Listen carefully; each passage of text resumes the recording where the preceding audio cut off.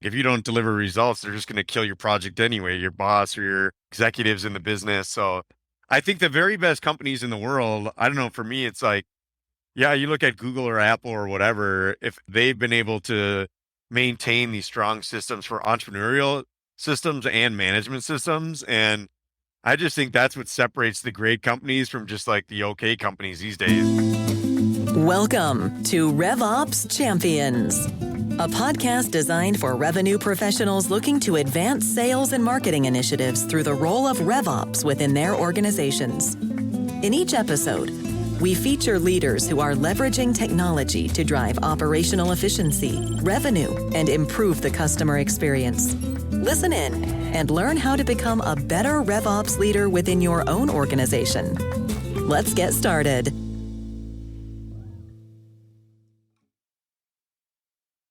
I am super excited today to have with me Rob Weber. You might not know this, but I've actually been wanting to meet you for a number of months. I'm glad we finally were introduced and are here today. I really enjoyed our initial quick conversation last week, and I'm looking forward to diving in here today. So welcome. Oh, thanks a lot, Brendon. I think the topic and the podcast is really interesting. The lifeblood for every business is scaling revenue, and kind of the revenue ops resonates with me as an entrepreneur now turned investor, the importance of being strong at scaling revenue. Yeah, that's why I figured you'd be an awesome guest, and you have such a unique view just based on our initial conversation. So I'm really looking forward to digging in here. But so Rob, to get us started, can you tell us your career story sort of up until today? Where did you start that led you to where you are today in your professional career?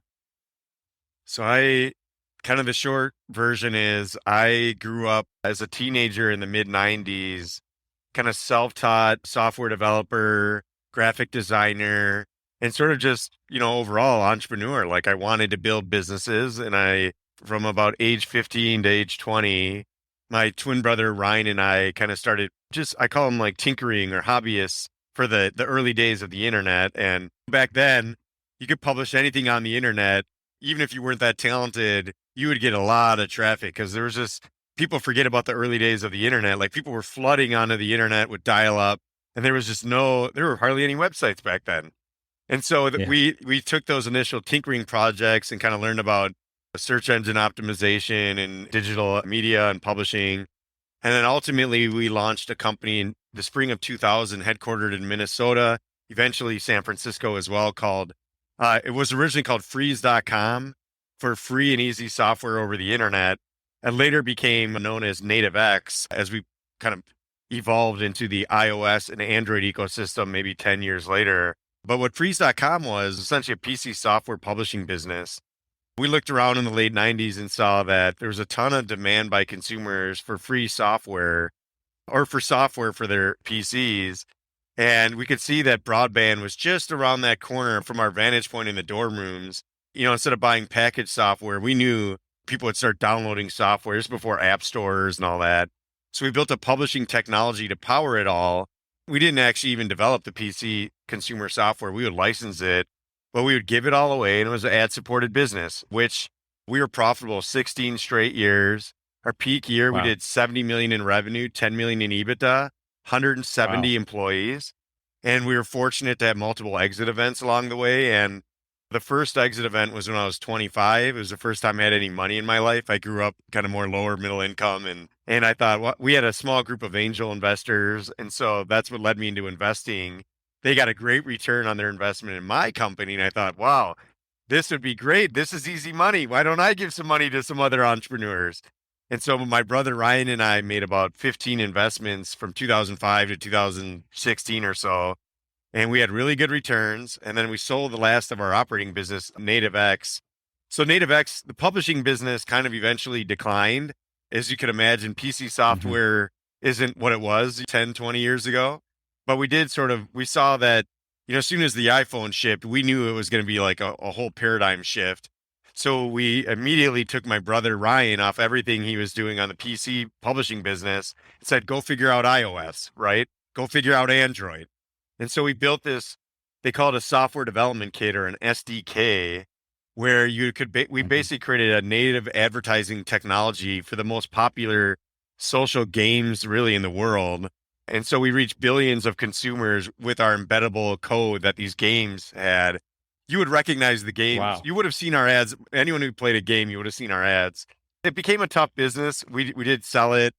And then after we sold the business, 2017, thinking about what to do next, we thought, hey, let's just scale up our investing activity. And that's when our fund, Great North Ventures, was launched. So That's an awesome introduction. So Great North Ventures has been going for how long now then? about, I think, a little over 4 years. Okay. And just from what I've heard around the community here in the Twin Cities, I mean, you've had a lot of impact and a lot of reach, which I'm not sure if we'll get into that today, but I'd love to talk more with you about that at some point. So, Rob, when you and I talked last week, one of the things I always like to get to when I'm chatting with someone who has figured out how to scale not only one business, but multiple businesses, I try and figure out like what the formula is. And of course, as I'm doing that, I'm trying to match your formula with everybody else who I'm getting to speak to and to try and see what the threads are. Of course, I guess I wasn't really surprised that you had a slightly unique take on it, even though there was, again, 80% of it is the same as what I'm hearing from a lot of other people.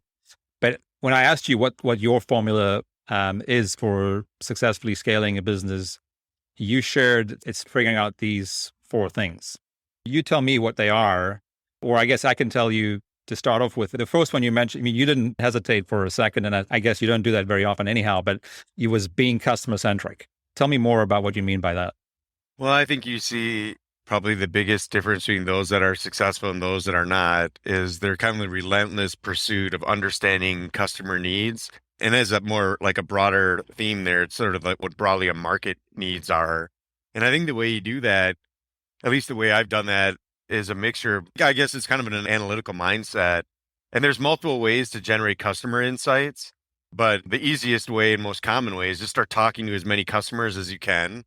There's certainly methodologies that can help you to ask questions in the most unbiased and kind of manner. I see sometimes people think they're taking away customer insights, particularly if it validates some concept or vision they have, when in reality, maybe that, isn't the case. An example I've seen where like startups fail is like they have an idea, they see a problem in a business. I invested in a business like this once. I won't name the company, but they were in the business of basically customer research for like survey software for restaurants. And, the founder was really good at go to market. So he had the first few dozen customers. So it was this kind of software that would give you a URL. And then if you ate at a restaurant, you could collect kind of your net promoter score feedback from the customer. He had 10, 20 restaurants chains using it. And then what I found out after I made the investment, small investment, was it just didn't scale. And what we learned is that, yes, the restaurants want to know about what their customers, why they're satisfied, but it's like the 12th most important thing for them. There's so many higher order problems that a restaurant has that actually understanding their customers was not very high. So that was a failure. That business failed, and it failed not because they didn't identify a problem, but this is the nuance to it, is what was the magnitude of the problem. This problem was not acute enough or at the highest order of problems for that restaurant owner or group to really to scale. And I think that's actually, so that's in terms of being customer centric. I think, ideally you want to talk to a lot of customers and you want to do so with unbiased methods. What I always think is when you're building a business, research is generally pretty cheap, inexpensive. Where it really starts to add up is when you start building things, whether you're building, let's say you start writing thousands of lines of code, you got to hire engineers, you got to maybe whatever you're doing infrastructure wise. So it's so important that whatever you're building, you research and really validate the customers, problems and then the solutions. You don't want to rush to a solution. You want to do just as much testing on your solution to make sure it's oriented the right way. And then even in software businesses, typically go a layer even beyond that and start prototyping, and kind of then get feedback on the prototypes. And this all sounds really simple, but I'll tell you in practice, most of the entrepreneurs that I observe are not doing this well. They're just not. It's like, how many customers have you talked to? Oh, we've talked to 4. Oh, just show me your research. Like, can I see your interview notes? Oh, here they are. And there's like 3, it's like 3 Word documents. Like, what?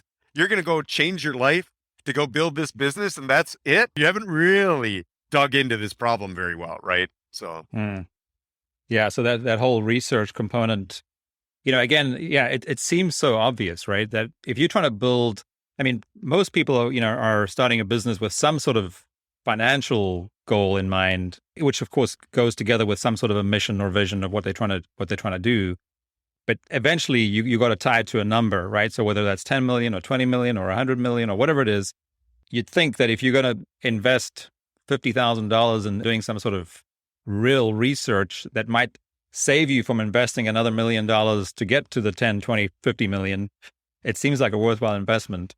And I totally agree that the research has to be focused on the customer. So that's a really good reminder. And then the second thing, Rob, that you said was sort of part of the way you sort of naturally think about your formula was sort of technical execution. And you sort of added the word infrastructure, which I guess in your mind, those two kind of go together.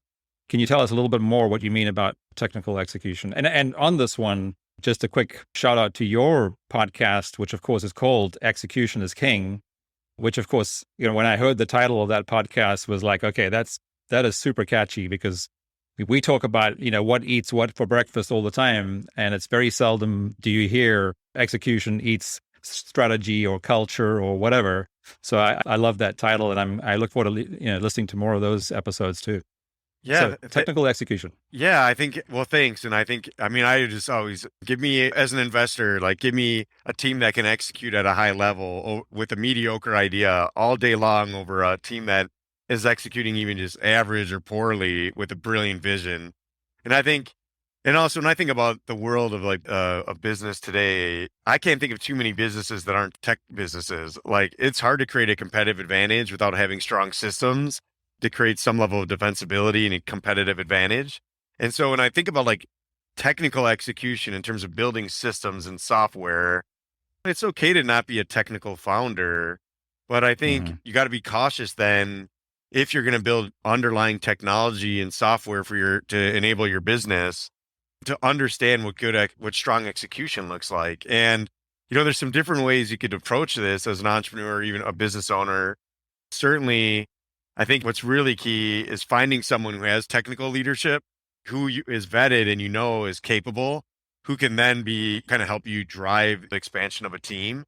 And I think what I see is a lot of times kind of non-technical founders don't bring any technical competency to their early kind of leadership. And then they'll maybe outsource their development of some kind of technical system. And then inevitably they get low quality code. It's not extendable, not scalable, creates a lot of technical debt. And then they kind of wake up a year or two later and go, we got to rewrite everything. Well, that'll kill most companies. Like you can, get a year or two into building something and then realize you screwed up and you got to start over. There's simple ways to address this. Like find someone, if you can't afford like a CTO, let's say, that is accomplished. And by the way, even in hiring a CTO, how do you hire a CTO if you're a non-technical founder? Everyone's going to look like a rock star if they're an engineer to you if you've never written a line of code before.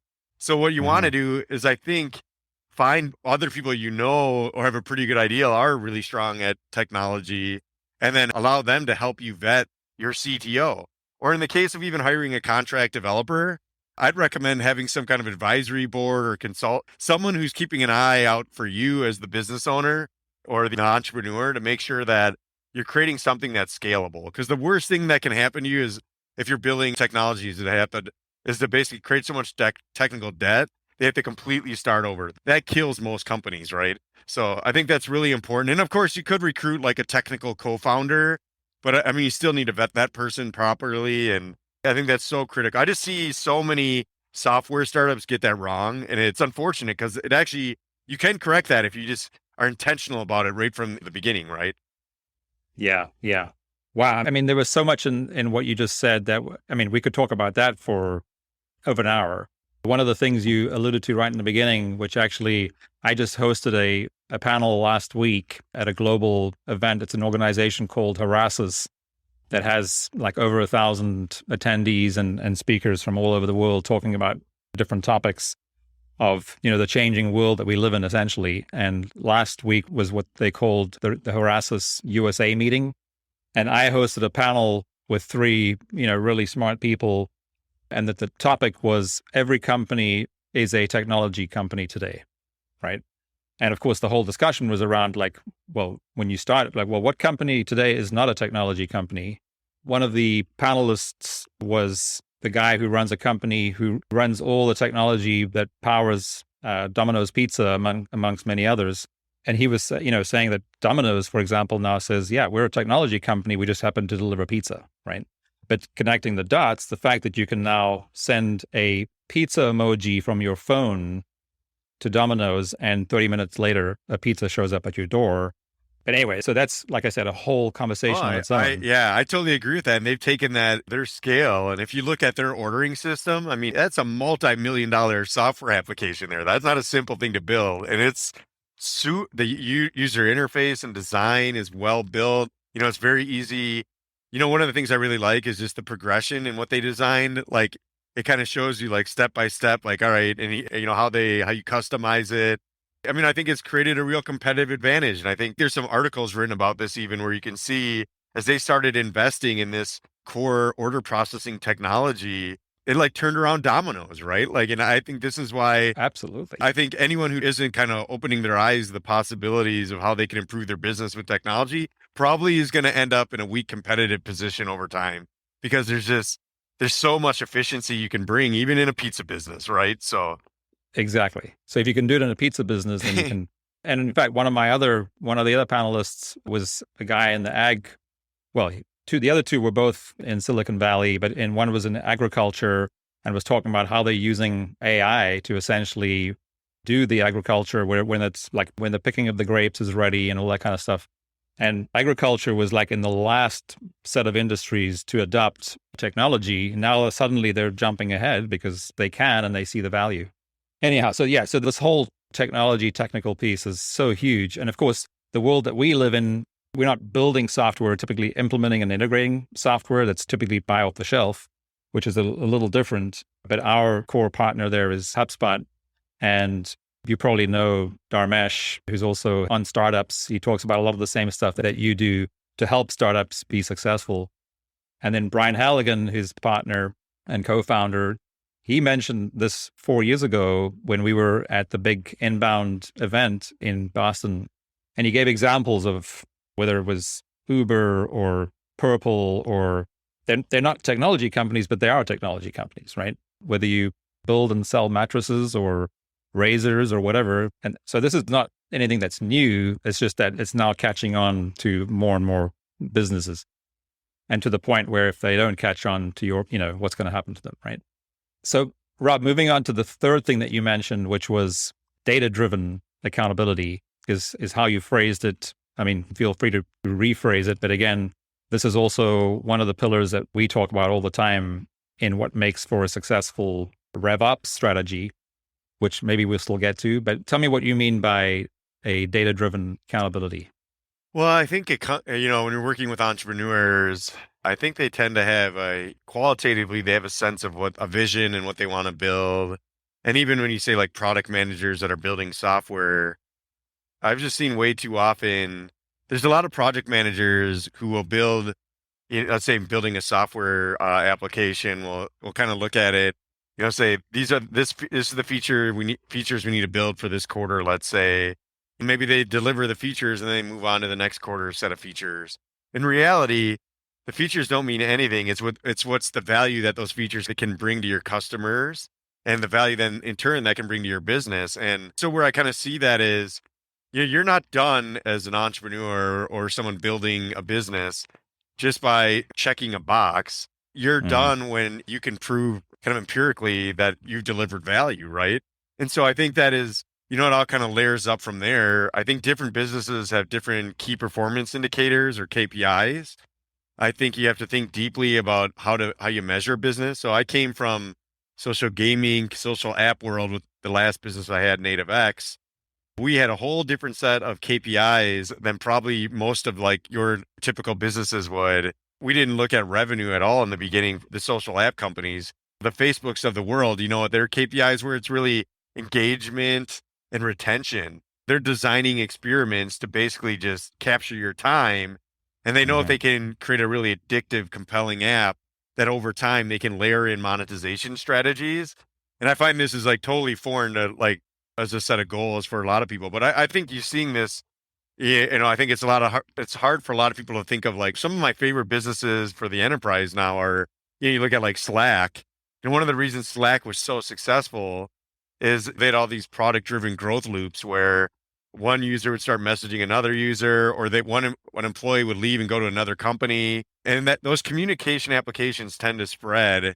And by the way, Slack came from a game development company. It was like actually a pivot. So the Mhm. original venture funded company was a game developer, and then they created Slack as an internal tool, and then they ended up canning. The game was not successful at all. It was actually a huge flop. But they thought what they built with Slack was pretty interesting, and there you go. But Wow. that I is didn't one. know that. That is super cool. But it's really, I think there's a lot of ways where I think businesses don't really think about, like in terms of like, when you think about businesses, if you can delight your customers and you can measure that, that's probably going to earn the right to earn customer referrals. And I think delighting your customers, there might be KPIs that are related to that. Like how frequently are they buying from you? How, you could maybe try to measure in the social gaming world, we call it a K factor. Like, well, for every new customer you get, how many referrals do they make? And if you have 100% K factor, that means you're getting a new user for every new customer you add. You basically go viral, right? And if you think about a business in some of these different measurable ways, in terms of like your revenue generating strategy. And by the way, you don't need to have 100% K factor, to have scale your revenue. If you can introduce things to drive customer referral, even if you have a 50% K factor, that means for every time your sales or your marketing team lands a new customer, if you get half of one in return, you just reduce your customer acquisition cost significantly. So I think there are ways to just think about scaling revenue. And I just think these are some of the most powerful from an investment return. If you can find ways to kind of get this sort of create a great product, but then find ways to hopefully get people referring it. That's always your best source of customers, right? Yeah. Yeah. Which in fact, it's funny because in my last episode that hasn't even gone live yet, we got to, which was a very smart CMO here in the Twin Cities. Also in the software space, we started talking about, so we've been a HubSpot partner out, for 8 years. And I signed up for a course at HubSpot in Cambridge, Massachusetts, soon after we became a partner, and realized actually that I shouldn't have actually been there because it was meant for internal people or whatever, but somehow I ended up in this course. And the whole thing was being presented by Brian Halligan, the CEO and co-founder at that point of HubSpot. And I learned for the first time 8 years ago what every SaaS company supposedly, what their two metrics or KPIs are, which are, and you've just touched on them, both implied and explicitly, which are LTV and CAC, right? And if you think about LTV, and of course, there's a whole bunch of different ways to calculate LTV. One of the complications with calculating the lifetime value of a customer is referrals. But once you figure that piece out and you say then it also reduces your cost of customer acquisition, that's when a lot of the magic starts to happen. But it really starts with, back to your first point of customer centricity, right? So until you know who that customer is, it's difficult to figure out what their lifetime journey looks like and therefore what their lifetime value is. I like how we sort of done that full circle. To your point, you need to have qualitative and quantitative KPIs or data in order to make good decisions. When I said, what is your formula? Those were the three that you mentioned, right? Customer centricity, the whole technical infrastructure, and then the data-driven component.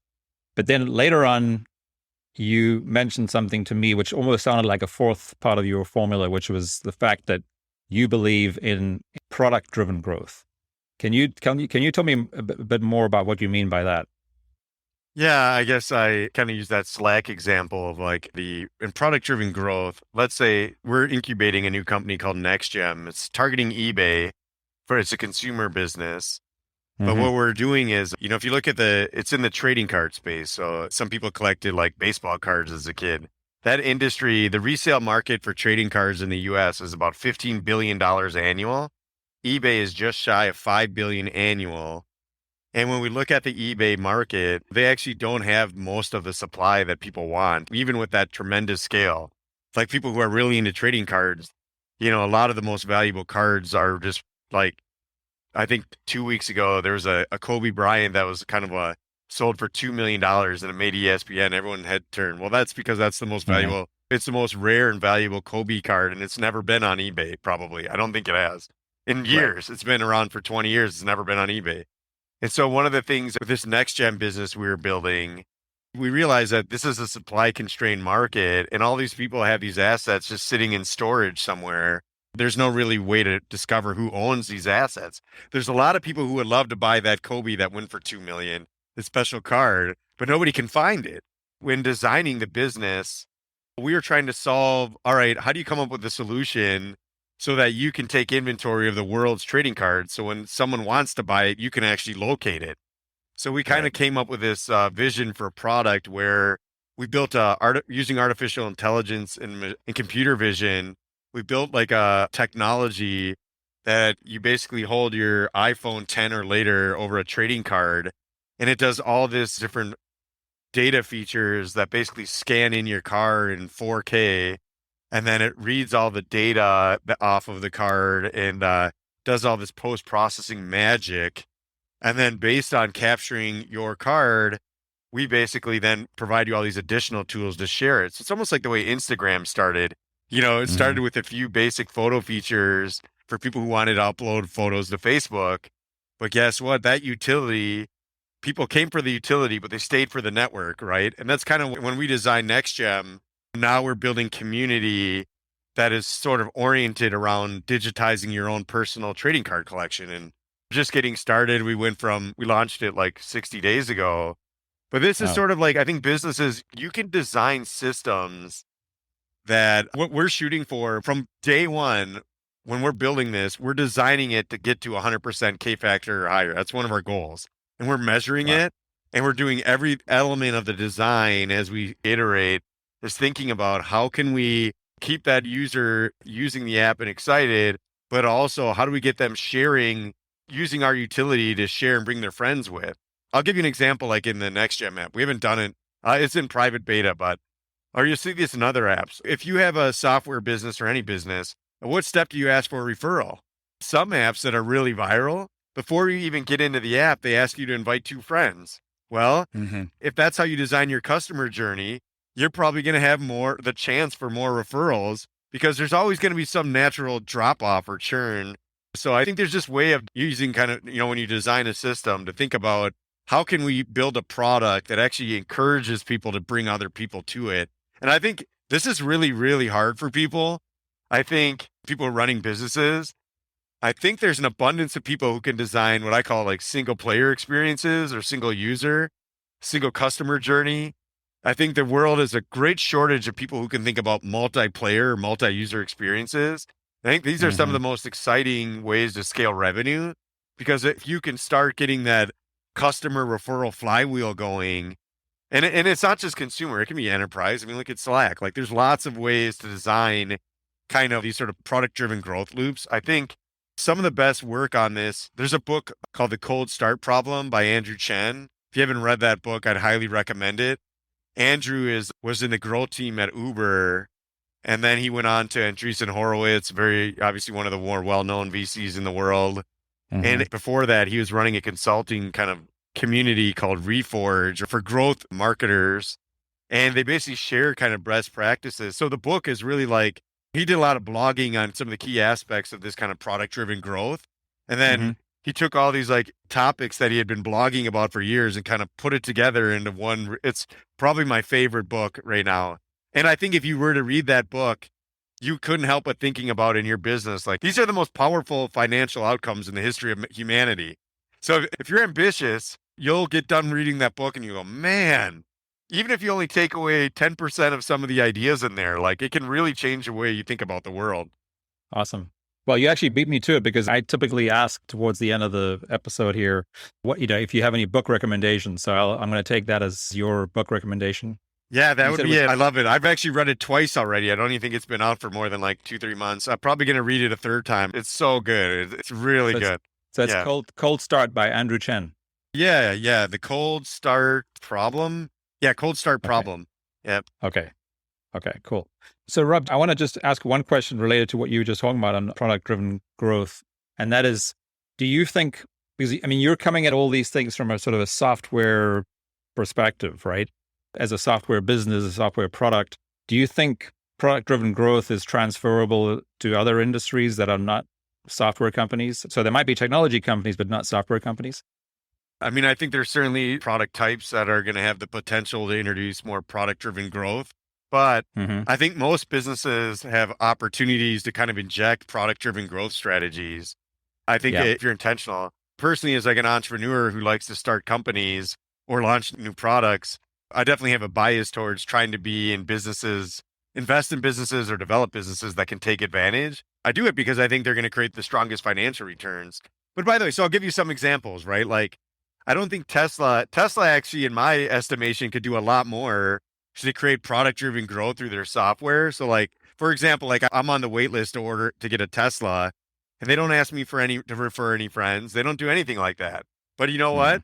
They designed a beautiful product, and everybody just driving it around is creating is building the brand. And the bigger they get, the more people are seeing that Tesla vehicles and buzzing about it. I also think like starting at the top of a market like they did, like on the more on the luxury side, and then kind of working their way down. It's easier to take a really top luxurious brand and then go down market than it is to go up market with a brand. Or even like I think of iPhone. I think why is Apple the most valuable company in the world? I think a big part of it is every time you pull your iPhone out of your pocket, someone is seeing you. I've never really heard anyone try to approximate how Apple as a personal computer was not that big of a company, but Mm-hmm. I don't think we'll ever really be able to measure how much of Apple's success has been driven just by people seeing other people pull out their iPhones. But I think that's product driven growth, right? So there are Mm-hmm. ways to, I think there's ways, I think Steve Jobs, like even when designing the iPhone, like, everyone knows how meticulous they were with like, and for him, it was famously even the parts of the product that people wouldn't see. Like he wanted the inside of a device that was locked and looked beautiful. It was like, Right. that's kind of like maniacal focus on like quality and design. I don't know. I just think there's a lot of ways. Product driven growth doesn't have to be just software. It can be, there are ways that I think you can think about like, how does the use of a product by my customers, how might we encourage that use to get them in situations, and marketing or customer communications could be used to encourage that. Maybe you have a product that is usually used at home and people aren't really going to see it as much. You can try to find ways maybe in your post purchase communications to try to introduce ways to drive referral or things of that nature. Mm-hmm. Yeah, no, I mean that is true. If we had more time, I would sort of want to dig into that one a bit deeper, but I'm going to move on because I know that there's a connection between product-driven growth and customer centricity. We just not going to get there today, unfortunately. So, Rob, switching gears for a minute, how familiar are you with sort of RevOps? I mean, you mentioned in the very beginning that you think it's a very relevant go-to-market strategy or model, but how would you define, revenue operations or RevOps from your perspective?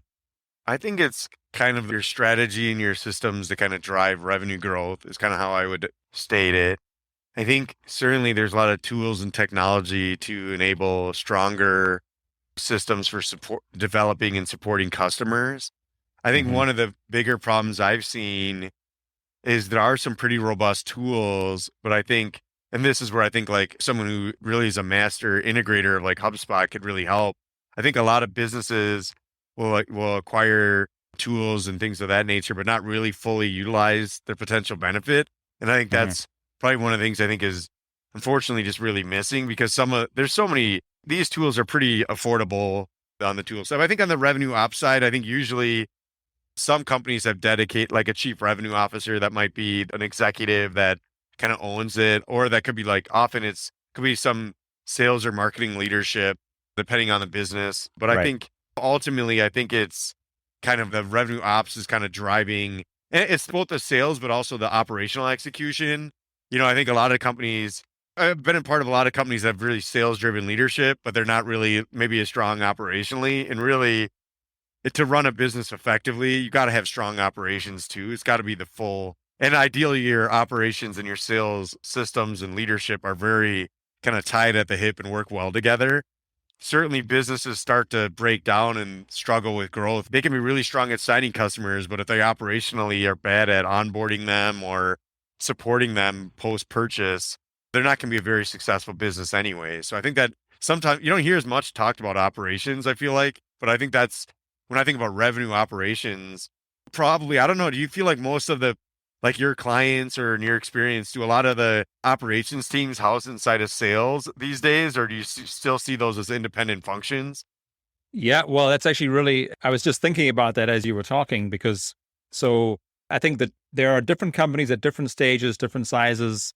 But if you take companies sort of between 100 million in revenue to about 1 billion in revenue, the ones that we're working with and know where we can add a lot of value to, they're kind of going two ways. Right now, the CTO typically has a much more important role in the boardroom and at the C level and is working literally side by side with the CEO. But what we see developing also on the other side is the CXO, right? Where, so it's comes back down to the customer experience piece. But I think even if it's a CXO who owns the whole customer experience in a particular organization, they are working super tightly with the CTO or the CIO who's responsible for putting together all the systems. What I really liked about, and I see that the parallels between your sort of execution mindset, to me, execution and operations are kind of the same thing, right? And of course, revenue operations, and I love the way you summarized the strategy and systems to drive growth. That's exactly what it does. And that's probably one of the simplest explanations I've seen for it, because revenue operations is a go-to model to essentially build your growth engine, right? And every organization decide for themselves, like, who are the people who are going to drive and own that? But where we're seeing the most success is like the CEO literally is talking about it every single day, even if the CTO is the one who's really making it happen every day and pulling all these teams from sales, marketing, customer success. And if they have any other ops, finance ops, product ops, whatever, they pulling it all together. Yeah, I think it's really interesting. I think I've always thought like, for an example, like CFOs are really good at measuring and reporting, generally speaking. And I always thought like so much of the success in scaling, like kind of revenue and growth is sort of the analytical side of it and measuring it and reporting off of it and creating management systems around it. I feel like, I don't know, it's been really rare in my career, let's say I've been a part of 50, 60 companies. I can't even barely think of any people who grew into those kind of roles from like the finance organization. It very much seems, which is surprising to me, but I think that overall what I look at, what it takes to be a strong leader, CEO or some of these other key areas is kind of two major skills. It's got to be analytical, and then you also have be creative, because you have to be able to look at the data and kind of understand what it's telling you about your customer and your business. Then you have to be creative. And I think that's maybe where the financial function tends to fail, is they're just not very creative. And I think at the end of the day, I think that's what will never be automated, with systems and technology, is like creativity is just part of like, that's one of the things humans do really well, no matter how much artificial intelligence you have or whatever. Like, I think we're a long ways off from creativity and also like human empathy.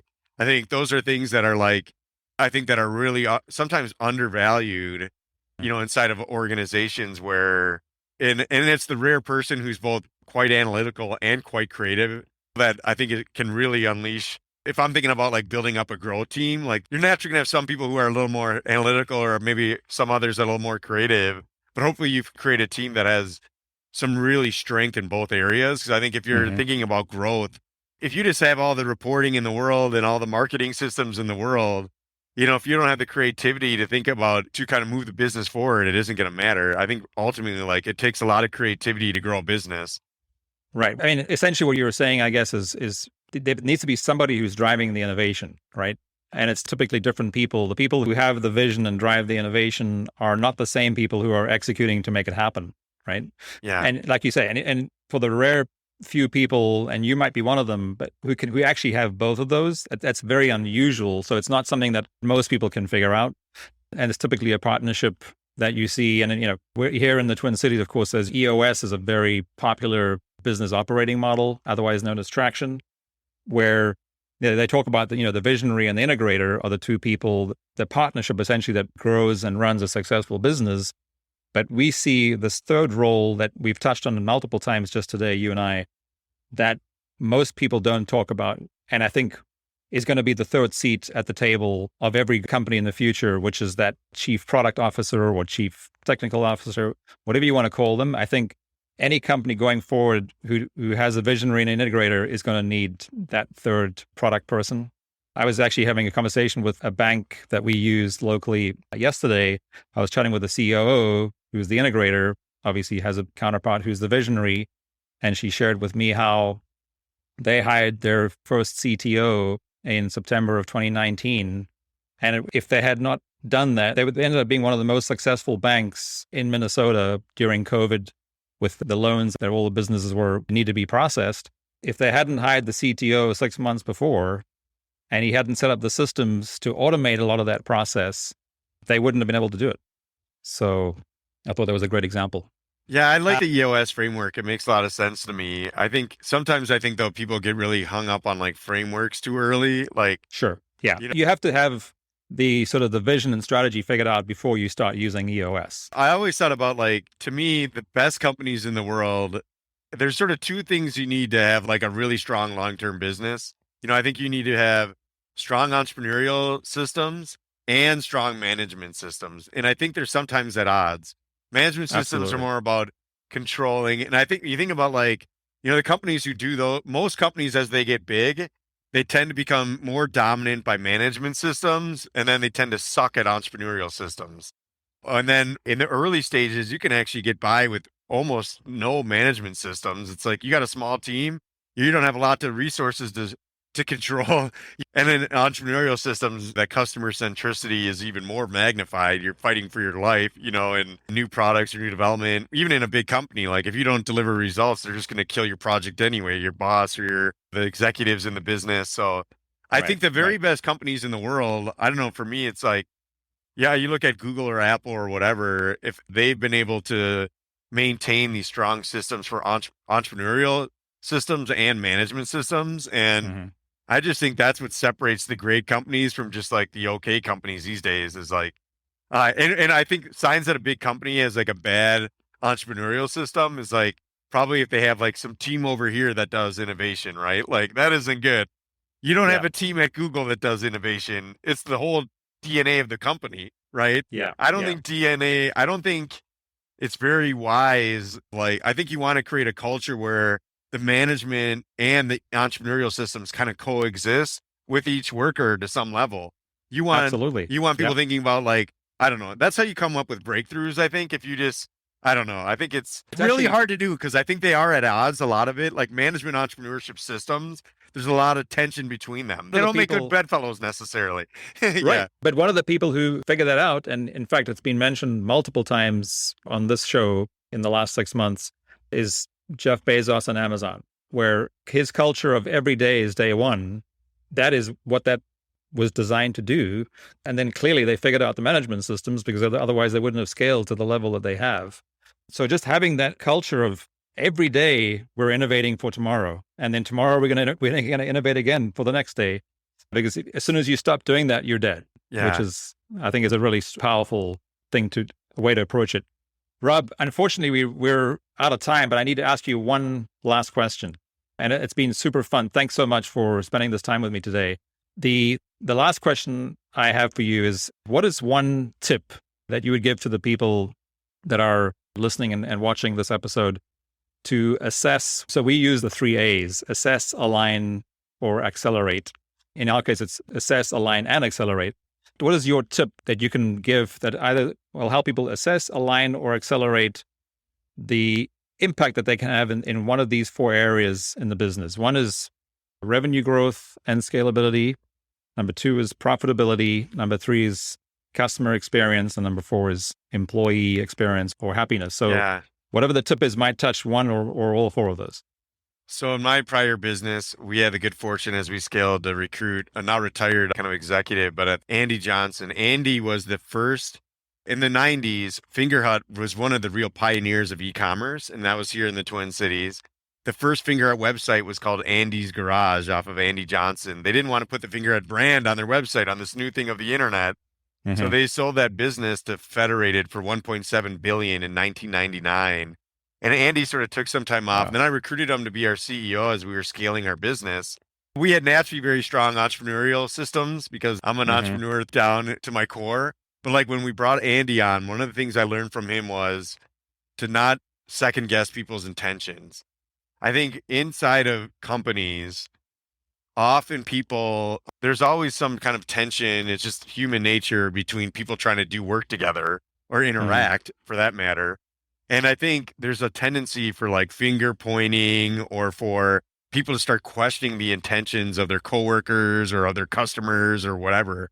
And I think fundamentally, like people have good intentions. They're not trying to screw you. They're not trying to harm your career.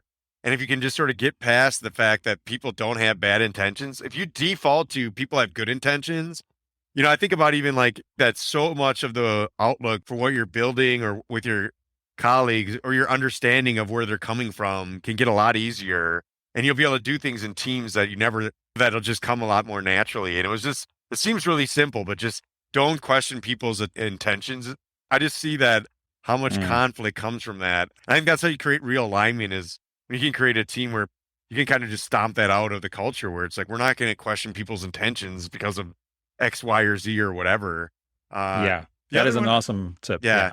The second one, another one from him was just real quick was on accountability. So prior to him joining our company, when we were at 50 employees, we didn't really share a lot of information too broadly because we were concerned that, that we didn't want to be, you don't want all your information out there. And one of the first things he did when he joined our business, as we went from like 50 to 170 employees, was actually basically open up everything. Maybe sans a few things that for legal reasons, like, individual pay, let's say. But like once you create an organization where all the information is out in the open, now you can create a culture centered around accountability where all of your employees, you're not just bottling up trying to solve problems. All of your employees have all the same information you have, and now they can try to solve those problems. And man, is that a much more fun business to be in. Like, if you're thinking about growth, if you're running a business where you're keeping all the scorecards close to the vest, the faster you can move away from that, I think, yes, you will give up some things. Your information will be out there more, but it's super important in centering on accountability to just make information widely available inside your organization. So, yeah, no, that's awesome. And of course, there's so many things that you can dig in just there. One is perception is everything, right? So, and communication is so hard.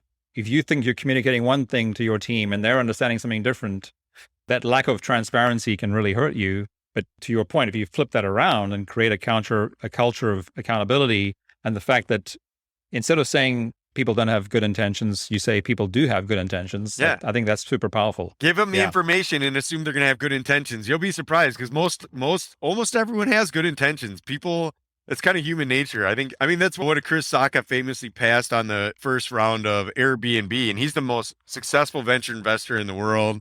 His fund return, last publicly reported, this like $40 million fund delivered a 200x return. He passed on Airbnb because he thought people would trash homes and it would never work.